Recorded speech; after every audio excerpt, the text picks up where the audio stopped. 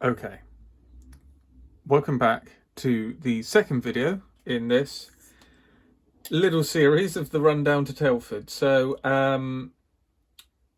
I've been meaning to do this for a while and been waiting for the bench to be clear and for me to be in the right frame of mind. And well, we just got to this point. So I thought it would be good to show you this. So what on earth have we got going on here? Well, what we got going on here is the madness that can be sometimes getting ready for a big national. Now, show that is. Now, this is all self-imposed. You don't need to do this. It's sort of part of the fun. I've got to be honest. When I get into it, I don't mind this sort of thing. I want to have some stuff on the table, so I'm sort of rushing myself down into it. Now, as I actually speak at this moment, this is a Tuesday, so I've got all this week, all the following week, and then it's the week that's a run down to Telford. So I've actually got plenty of time. So I'm going to talk you through what I've got here, and these are things that I'm hoping to take to the show. Now, first off, we've got the Tamiya DO335 here. Now, this has not moved on very far from when it had a matte coat. So it's been unmasked, it's been matted down. I need to just go over the canopy just with a cotton bud and a bit of water, warm water, to get some glue residue off of the masking.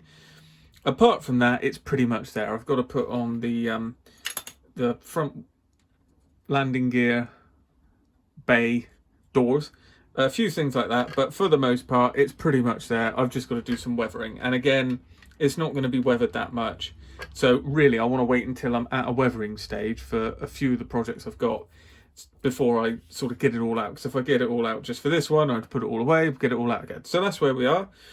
That one's coming along. That will make it for the branch table.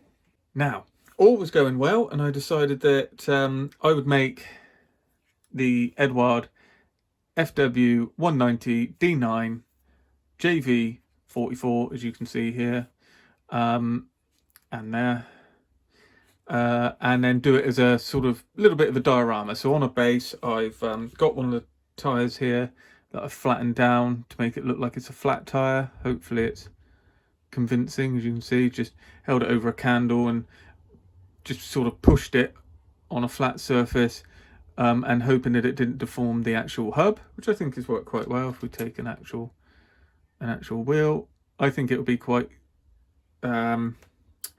convincing, and I want to kind of have it, like on a just dropped a little bit. Not a great kit. I mean, now you've got the Hobby Boss kit, there's just no need to have this to go through building this, unless you're desperate to have all the panels open, which, I mean, I wasn't desperate for it, but I've made use of it. So I've got the spare gun cover there, so I'm gonna have that open like that, and have these two opened up once it's painted. Now, obviously, I've done the complicated scheme underneath with the white stripes, and I've just done the ROM 76. So this is MRP, and then what I'll do is probably tonight start working on some of the camouflage, and I'm hoping this week I can get this one and this little lad here as well up together. So just start doing the camouflage back there, do the wings, job done. Simple as that. Get it into decaling, and that's another one pushing on quite quickly. So we've got the Messerschmitt 109 table, so I wanted to put a K4 on it. So nothing special. This is just the Academy kit that was given to me, and I'm just doing a scheme. I was going to do Hartmann's scheme, but I found it a bit complicated. I wanted to spend the time on it if I was going to do it, so I've picked one out of a book, which is quite unusually got a yellow rudder and a yellow ring around the cowling. You don't often see yellow towards the end of the war so much, so it's quite unusual to see it on a K4.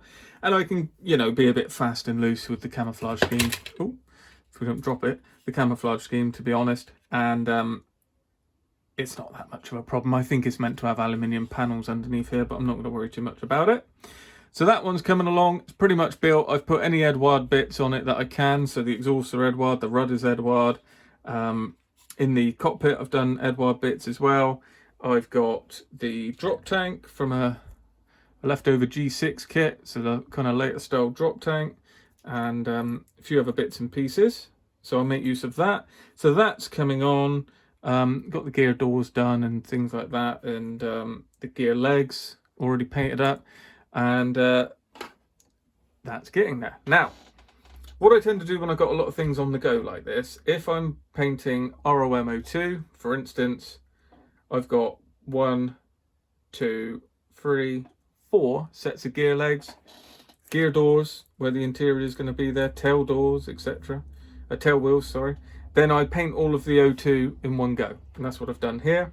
If I'm going to do rubber black for the wheels, I paint that in one go. If I'm going to do black for the wheel hubs, that the Germans always are, to get that kind of just a tiny bit of contrast there, I get all of that done in one go as well. So that's what I've been doing, and that's how I kind of do like batch building.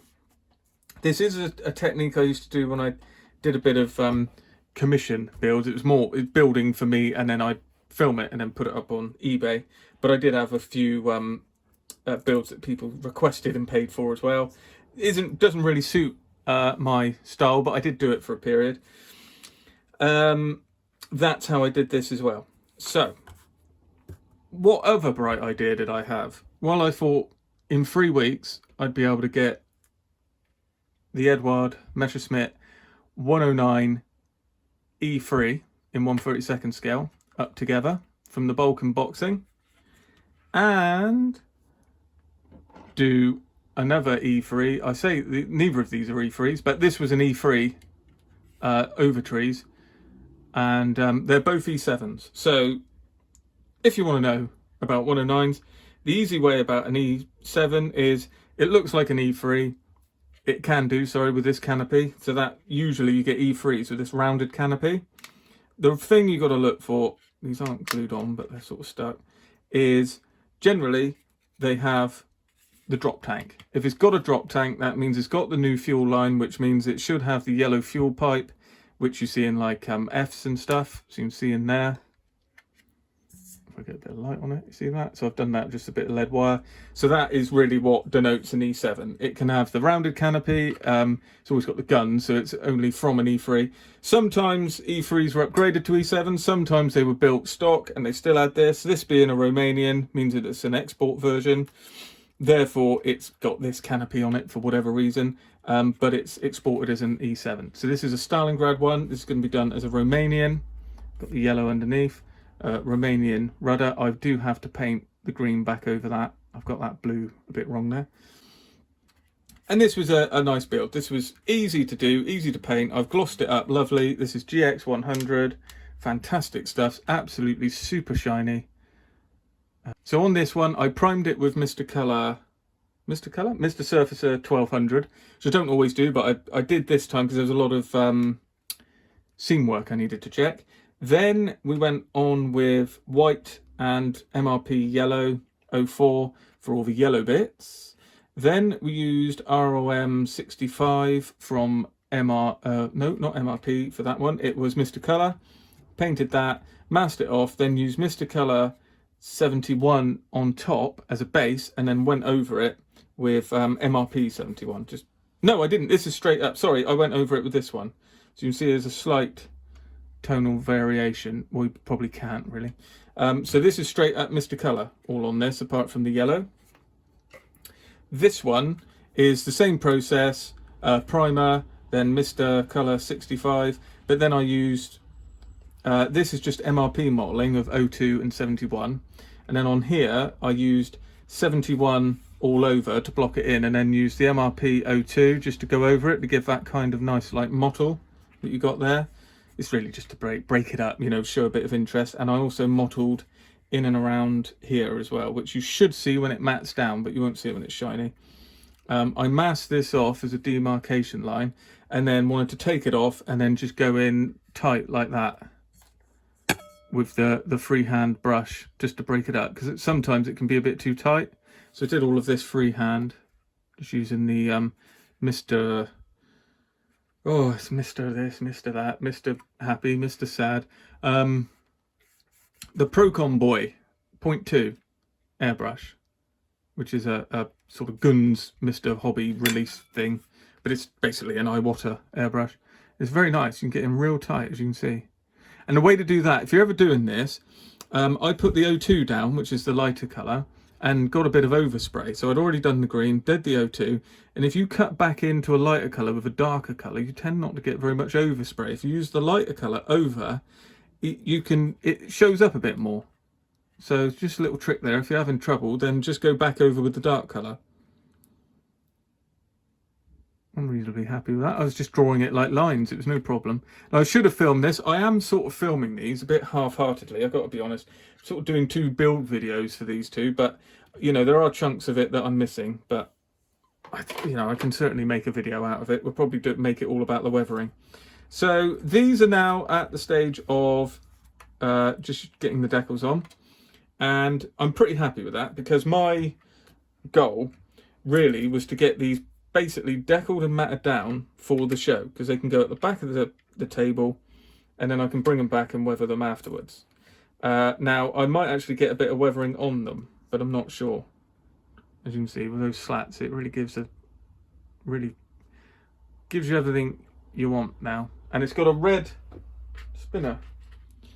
Quite a colourful old thing, this, like that. So it's very nice little model coming together. I'm very happy about how they've come, how it has actually come together. This is a Profi pack. The other one is not. So there's a bit of etch to go on this one. But I mean, you don't really see it, to be honest. A little bit on the canopy. So that's how we're coming together. So that is this week's work, really. I've got a couple, like I said, I've probably got the rest of this week. Got a bit of time on Thursday and Friday, so I should be able to get all of these finished and up together. So that then leaves next week for me to finish off projects. So I want to do the gun and the tractor that we were mentioning in the previous video. So I get that sorted, and then probably just have a look at what it is I'm taking, and then maybe tart some of those up a little bit. Few fixes and corrections where things are broken off, and we're ready for the show. So we're coming on thick and fast. So I'll do another video like this update next week, and then I'll do one the following week, and then we're on the week running up to the show. So I'll also get us a video up for then as well. But I wanted to show you about how we're getting on, and the kind of process. I might go into it another time. Both got drop tanks as well, because like I said, they're E7s, so they got the fuel line. So I'm going to put them on, because the ones in the east were often had fuel tanks, because it made sense, because they were travelling such vast distances. And again, the thing with the Edward kits, if you keep everything separate, you don't have to mask it. Makes life a lot easier. You can just spray your yellow and your 3 colours when you're ready, and then you can put it all together and you get the tightest line you're ever likely to get. Very nice couple of models. Now do I underrate? Do I overrate? I don't know. I think of the Edward kit being worse than it is. It's not great. There are a couple of inaccuracies. Glaringly, it sits a bit high. So these gear legs are about 2 mil too long. So it does sit a bit odd. I was going to correct it, and I thought, well, that's not what these are about. I'm trying to get these out the way, and then, move into the Cyber Hobby kit is my sort of stand, my go-to kit. But we'll see. This has been nice. I've got an E1 left as well, so I might, crack that one out in 30 seconds. There we are. Very nice stuff. Lots to do, like I said. Now, I'm not guaranteeing that the D9 will make it there. I'm dragging it along while I'm using the same colours, but really I'm focusing on the Messerschmitts and the Spanish Civil War stuff, and then the D9, if I can get it done, I will. But I feel like it might be a bit of a push, but we'll see. If I can get these pretty much deckled and matted down this week, then we're pretty much there. So sounds like a lot of pressure. It's not. It's it's very manageable stuff. It's not life or death, but it's an enjoyable process, and I'm enjoying it so far. So that is this update. I will be back with you next week. There's a lot going on behind the scenes. It's all being filmed, so don't worry if the channel's a little bit quiet. It won't be. There will be plenty to talk about coming down the line. It's a very nice scheme, this, isn't it? I keep coming back to it. It really is. It's one of those Balkan 109s, and it's just, guys, got it all going on. Can't wait to get the decals on it. So I better stop talking and get some water on this table, and let's get decaling. I'll see you in the next video. Thanks for staying tuned, and let's get ready for Telford.